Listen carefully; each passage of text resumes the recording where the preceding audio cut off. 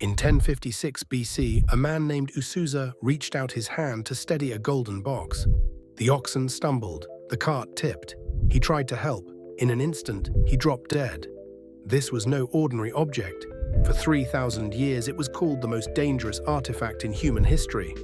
Touch it without permission, instant death. Capture it as a war trophy, plagues follow. Peek inside, dozens fall in a single moment. Kings feared it. Armies fled from it. Priests approached it only once a year, and some never walked back out. Then one day it simply vanished. No trace, no grave, no explanation. This is the true story of the Ark of the Covenant. It began in 1446 BC in the wilderness of Sinai. A nation had just watched the Nile turn to blood and the sea split in two. Now they stood at the base of a mountain that burned. Thunder rolled, lightning cracked, smoke rose like a furnace. The mountain trembled so violently that even Moses said he was trembling with fear. Into that inferno, Moses climbed alone for 40 days. When he descended, he brought more than stone tablets. He carried a pattern. Make them according to the pattern shown on the mountain. The design did not come from human hands. It was a copy of a heavenly original, an earthly throne for a heavenly king. Moses was not a craftsman, so a builder was chosen. His name was Bezalel, a man described as filled with the Spirit of God for craftsmanship, for woodwork, for metalwork, for the sacred art of building.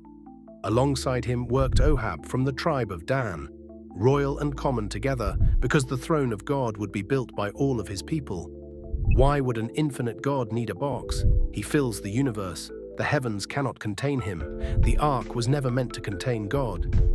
It was his footstool and meeting point, the exact place where heaven and earth would intersect. The dimensions were exact, 2.5 cubits long, 1.5 cubits wide, 1.5 cubits high. In modern terms, roughly 45 inches long, 27 wide, and 27 tall. Not a massive monument, more like a large hope chest that 4 men could carry on their shoulders. The wood was acacia, one of the only trees that survives in Sinai. Dense, oil-rich, and stubborn against decay. Ancient readers saw the symbolism. Humanity rising from barren ground, shaped by hardship, yet incorruptible. Then came gold. Bezalel covered the acacia wood with pure gold outside and inside. Even the unseen interior bore the same standard. No hidden corruption, no private compromise. Wood and gold together, humanity and divinity. 2 natures united. A golden rim crowned the top, a practical edge and a royal sign. The lid was different and it had a name, kapore, from a word that means to cover or to atone, the mercy seat. Solid gold, not wood covered in gold. On each end stood a cherub, not attached pieces, but hammered from the same single block of gold. Their wings arched and met over the center. Their faces turned toward one another and looked down. They gazed at the place where blood would be sprinkled. Beneath that cover lay the tablets of the law, a perfect standard no one had kept. Once a year, blood covered that law. The gaze of heaven saw not condemnation, but atonement. There above the mercy seat, between the cherubim, God promised to meet with Moses. The throne was invisible. The gold was the footstool. The empty space above the blood-sprinkled cover held the Shekinah glory. According to Hebrews chapter 9 verse 4, during the wilderness years, 3 items rested inside. The stone tablets written by the finger of God. A golden pot of manna, the bread from heaven that fed Israel and also reminded them of their complaints. And Aaron's rod that budded, a dead staff that sprouted and produced ripe almonds overnight, a sign of God's chosen authority. Centuries later, when Solomon dedicated the temple, 1 Kings says nothing was in the ark except the 2 tablets of stone. The manna was gone, the rod was gone. Whether taken, moved, or never placed inside, as some suggest, the record is silent. By that day, only the law remained. Once a year, on the Day of Atonement, the Ark became the most important place on earth. The Holy of Holies stayed sealed and silent all year, filled with invisible glory. On that day, one man stepped through the curtain, the high priest, unsure if he would walk back out. Tradition says a rope was tied to his ankle in case he died inside. He bathed completely, set aside his jeweled garments, and wore simple white linen. Before the throne of God, even the high priest laid down every symbol of rank. He carried a censer of coals and incense, the blood of a bull for his own sins, and the blood of a goat for the nation. First came survival. He poured incense until the room filled with smoke to cover the mercy seat so that he would not die. Then he sprinkled blood on the east side of the mercy seat and 7 times before it. The law beneath demanded justice. The blood above declared the debt paid. The Hebrew word kapare became the Greek hilasterion, the word Paul used in Romans chapter 3 verse 25 for Jesus, the propitiation.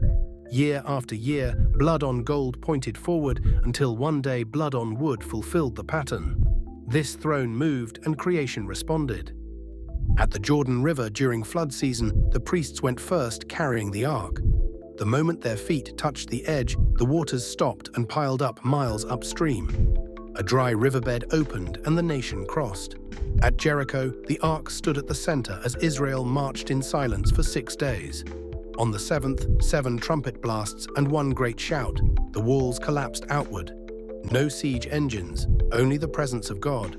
When the ark fell into Philistine hands, they placed it in the temple of their god Dion in Ashdod. In the morning, Dion lay face down before the ark. They set him up. The next morning he was down again, head and hands broken off on the threshold. Then plagues swept the cities, tumors, rats, death. The ark was moved from Ashdod to Gath to Ekron.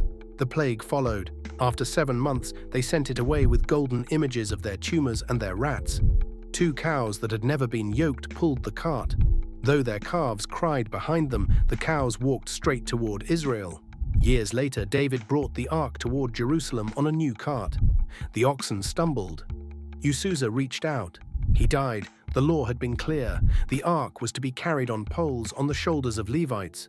No carts, no touching. Good intentions did not change holy instructions. 3 months later, they tried again the right way. Poles on shoulders, David dressed in simple linen and danced with all his might. A king became a servant before the throne of God. For centuries, the ark rested in Solomon's temple. Then, in 586 BC, Babylon burned the city and took the treasures. Their records list everything taken: cups, basins, lampstands, pillars. The ark is not mentioned, not captured, not destroyed. It simply disappears from the record. Some claim it was hidden. Some say it lies beneath the Temple Mount.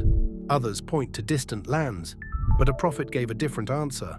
Jeremiah chapter 3 verse 16 says a day would come when people would no longer speak of the ark. It would not be remembered. It would not be missed. No one would make another. The earthly ark was a shadow. Revelation chapter 11 verse 19 shows the original in heaven, the ark of his covenant in the true temple. The ark was never the destination. It pointed forward. The mercy seat pointed to a cross. The presence in a room pointed to a person. The blood was sprinkled once for all.